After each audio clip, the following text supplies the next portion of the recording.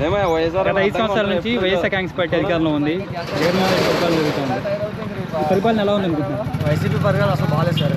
చాలా ఇబ్బందులు పడ్డాం, చాలా బాధలు పడి ఈ పార్టీ ఎప్పుడు మారుతుందని చూస్తున్నాం. అధికారులు చంద్రబాబు వస్తే చాలా బాగుంటుంది, తర్వాత రాష్ట్రం అభివృద్ధి పొందుతుందని చాలా ఆశలుగా ఉన్నాం. ఫస్ట్ ఈ 5 సంవత్సరాలు నేను చాలా మంచి పనులు చేశాను, నా వల్ల మంచి జరిగితేనే ఓటేయండి అంటున్నాడు. ఏం చూపించమని ఒక మంచి పని ఏమీ చేయలేదు ఆయన. నాకు తెలిసి ఏమీ చేయలేదు. గ్రామాల్లో సచివాలయాలు కట్టించాను, వాలంటీర్ వ్యవస్థ, తాకట్లు పెట్టించుకున్నాడు కదండి. ఆర్బీకే బిల్డింగ్లు, హెల్త్ క్లినిక్లు ఇవన్నీ మేమే చేసాము. నాడు నేడుతో స్కూల్స్ అభివృద్ధి చేసాము, పిల్లలకి ఇంగ్లీష్ మీడియం పెట్టామని చెప్తున్నారు. ఆ సరిగ్గా ఇంగ్లీషే మాట్లాడట్లేదు పిల్లలకి. తెలుగునే మాట్లాడమంటే తెలుగు కూడా సరిగ్గా మాట్లాడలేకపోతున్నారు. అలా చెప్తున్నారు స్కూల్లో స్టాఫ్. ఆయన జగన్మోహన్ రెడ్డి ఇచ్చే స్టాఫ్ అలాంటి వాళ్ళు. ఒక జాబ్ క్యాలెండర్ ఓపెన్ చేస్తారు, జాబ్ క్యాలెండర్ లేదు, ఏమీ లేదు. ఆయన సీఎం అర్థం కావట్లేదు. గతంలో జన్మభూమి కమిటీలు పెట్టారు చంద్రబాబు నాయుడు. వాళ్ళ పనితీరు బాగాలేకే మాకు అధికారం ఇచ్చారు, మేము వాలంటీర్ వ్యవస్థ తోటి అందరికీ పరిపాలన అందిస్తామని చెప్తున్నారు. లేదు సార్, బాగాలేదండి పరిపాలన. వాలంటీర్ వ్యవస్థ ఎలా ఉందండి? అసలు బాగాలేదండి వాలంటీర్ వ్యవస్థ. ఇంటింటికి వచ్చి పథకాలు మీకేమి ఇవ్వట్లేదా? పథకాలు ఇస్తున్నారంటే కొంతమంది వాలంటీర్లు చెప్తున్నారు, కొంతమంది చెప్పట్లేదు వాలంటీర్లు అని. నా వార్డు నాకు 50 కుటుంబాలకు ఒక వాలంటీర్ ఉండే. ఆ వాలంటీర్ అయితే అసలు ఏమీ చెప్పట్లేదు. ఆడింటికి వెళ్ళి బతకాలి మా ఊర్లోనే.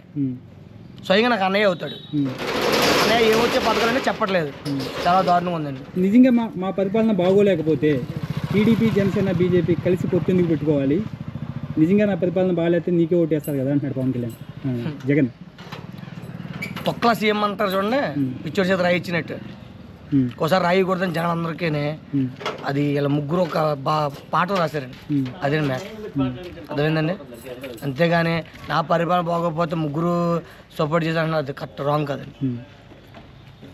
కేవలం తెలుగుదేశం పార్టీ అధికారంలో ఉన్న టైంలో వాళ్ళ కులం వాళ్ళే ఎక్కువ ఉన్నారు కాబట్టి అమరావతిని రాజధాని చేశారు. మేము 3 ప్రాంతాలను అభివృద్ధి చేస్తామని చెప్పి 3 రాజధానులు అంటున్నాడు జగన్. ఏ ఒక రాజధాని కూడా అభివృద్ధి చేయలేదు కదండి. ఇప్పుడు ఏది రాజధాని ఏదో తెలియదు కదా. రాజధాని ఉన్నప్పుడు 3 అంటున్నాడుగా, వైజాగ్, అమరావతి. ఇప్పుడు లేదు కదండి. ఇప్పుడు గెలిచినప్పుడు అన్నాడు. వైజాగ్ అయితే మీకు దగ్గరగా ఉంటుంది కదా. మాకు వద్దని రాజధాని, అమరావతి రాజధాని ఉండాలి పక్క. ఇక్కడ ఎమ్మెల్యే ఎవరు గెలుస్తారని? పత్తిపాడు నియోజకవర్గం. పత్తిపాడు నియోజకవర్గం సత్యప్రభ గారు గెలుస్తారండి టీడీపీ తరఫున. మీకు ఇప్పటివరకు ఎంపీగా ఉన్న వంగా గీత ఎవరైతే ఉన్నారో, అవునండి, ఆమె పిఠాపురంలో వైఎస్ఆర్ కాంగ్రెస్ పార్టీ అభ్యర్థిగా పవన్ కళ్యాణ్ మీద పోటీ చేస్తుంది. అక్కడ పవన్ కళ్యాణ్ జనసేన నుంచి పవన్ కళ్యాణ్ పోటీ చేయబోతున్నాడు. అక్కడ ఎలా ఉండబోతుంది అనుకుంటున్నారు? అక్కడ జనసేన గెలుతుందండి. ఎట్టి పరిస్థితుల్లో జనసేనని, పవన్ కళ్యాణ్ని అసెంబ్లీలో అడుగు పెట్టనివ్వము, అసెంబ్లీ గేట్ కూడా తాగనివ్వమంటున్నారు. వాళ్ళు ఎవరండి? జనాలే తాగనెత్తారండి. ఎందుకంటే అక్కడ పిఠాపురంలో జనసేనకి మద్దతు చాలా గట్టిగా ఉంది. పవన్ కళ్యాణ్ ఓడించడానికి ముద్రగడ పద్మనాభం లాంటి వాళ్ళంతా పిఠాపురంలో ఎంతమంది వచ్చినా ఆయన అయితే ఓడించలేరండి పవన్ కళ్యాణ్.